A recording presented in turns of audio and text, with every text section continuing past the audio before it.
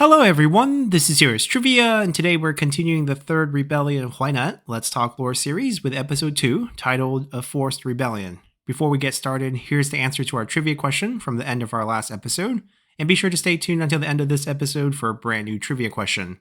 Now, last time we ended as Jia Cong concluded his visits with the 4 conquered generals and returned back to Sima Zhao with the troubling news of Zhuge Dan's opposition. For Sima Zhao, the question now became not when to remove Zhuge Dan from his generalship in the Yang province, but how, as obviously he could not cite Zhuge Dan's disapproval of his intentions to usurp the throne as the reasoning for removal. To this end, Jia Cong suggested that given Zhuge Dan's overwhelming popularity within the Yang province, any form of hostility directed against him will lead to immense backlash that could shake the very foundation of the Sima Zhao-led imperial court. Therefore, their best course of action would be a simple promotion, as they could offer the position of the Grand Excellency of the Works to Zhuge Dan,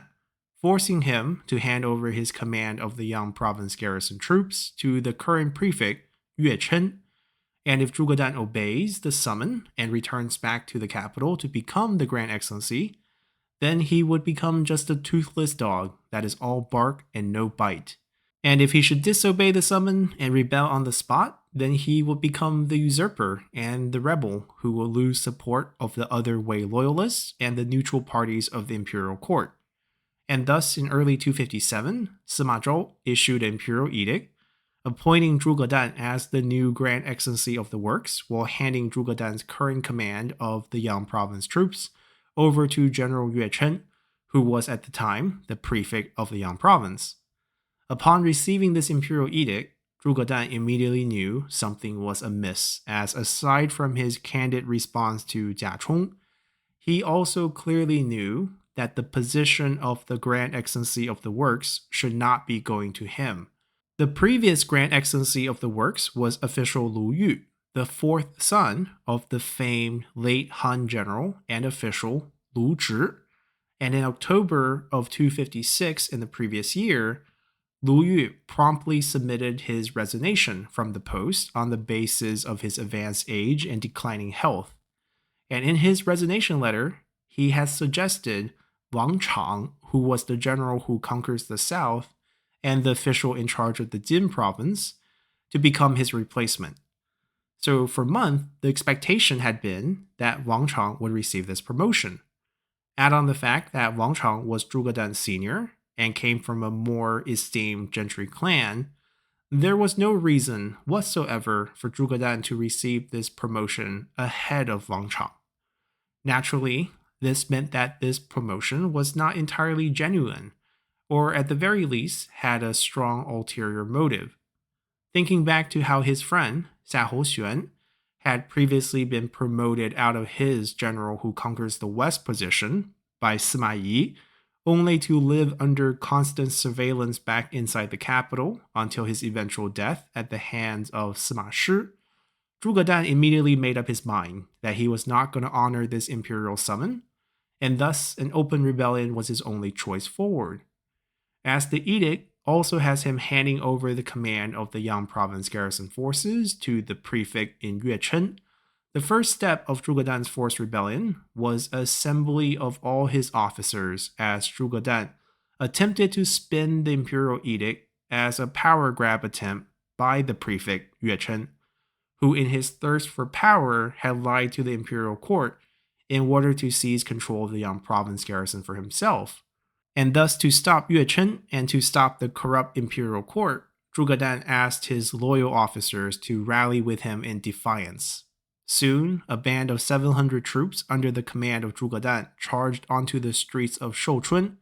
and placed the prefect office under siege, as Yue Chen, the son of the famed Wei general Yue Jin, will soon die innocently as the first victim of what will become the third rebellion of Huainan.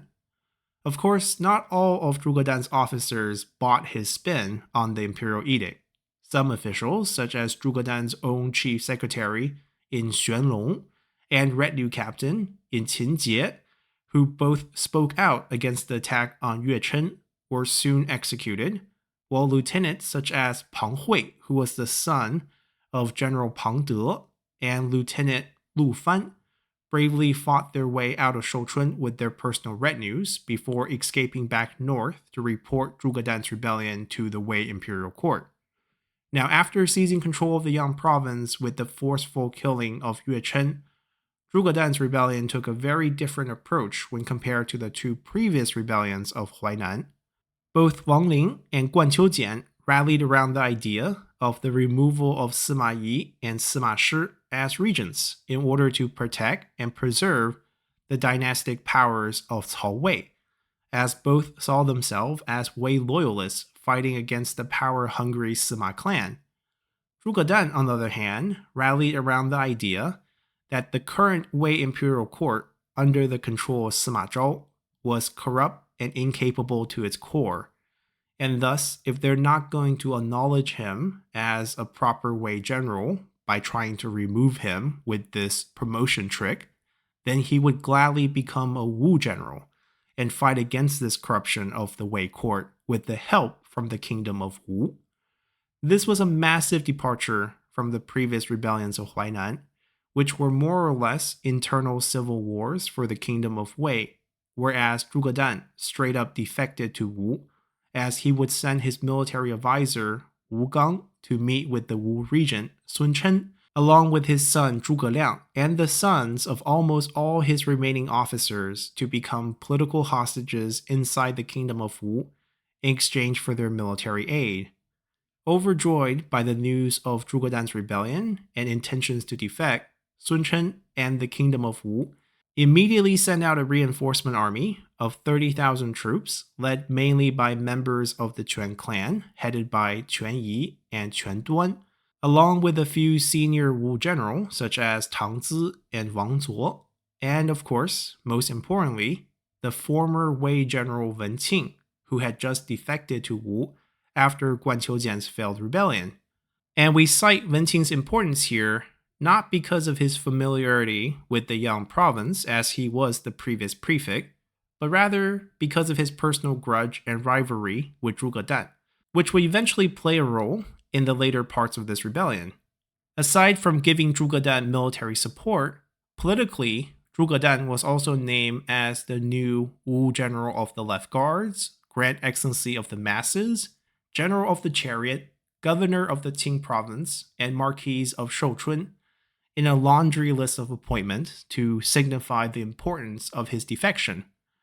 And with the Wu reinforcements secured, Zhuge Dan also made his preparations for the Wei response, as he gathered roughly 100,000 seasoned troops from the Yang province Tuntian farms, along with additional 40 to 50,000 fresh recruits to form his army. But instead of attacking the Wei capital city of Luoyang to free the Wei emperor from the Sima clan's control, like Guan Qiujian did in his rebellion, Zhuge Dan's objective in this rebellion after his defection to Wu was to simply outlast the Wei response. So with his army of approximately 150,000 men, he gathered roughly a year worth of food and supplies and settled inside the well-fortified city of Shouchun as he planned for the upcoming siege. Now, with Zhuge Dan's side fully introduced, we're going to be ending our episode here, as we'll come back tomorrow to break down the Wei response, as Sima Zhao will be tasked with his first war as the head of the Sima clan. So hopefully you all have enjoyed this episode enough to consider subscribing to the channel for more content on Three Kingdoms history, or simply support the channel by leaving a comment below, or just by hitting the like button. And as always, I'll see you all next time. Bye!